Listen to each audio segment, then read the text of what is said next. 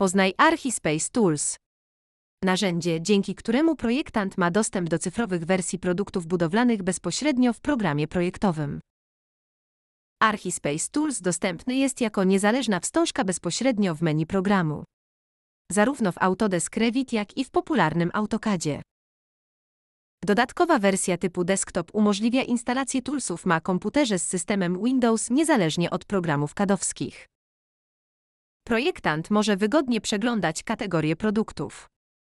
Główni partnerzy platformy dostępni są w poszczególnych kategoriach za pomocą indywidualnych przycisków wraz z logo marki.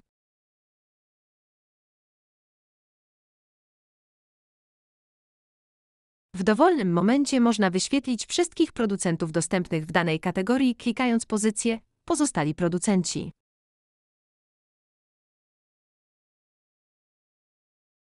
Kliknięcie w wybraną pozycję uruchamia okno z chmurowym dostępem do platformy Archispace. Mamy możliwość przeglądania całej zawartości danego producenta w wybranej kategorii i ostatecznie zdecydować, który produkt wstawimy do projektu. Mechanizm wstawiania wykorzystuje w pełni funkcjonalność programu projektowego, w tym przypadku Revita. Możemy na przykład dokonać wyboru typu produktu ze wstawianej rodziny.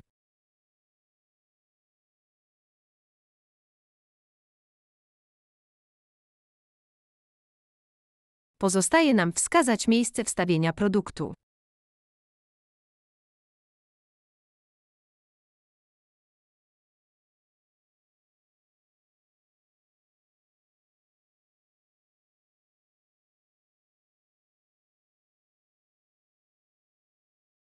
Podczas wstawiania pliku, w tym przypadku detalu DWG, możemy wybrać, do jakiego programu projektowego chcemy wstawić wybrany rysunek.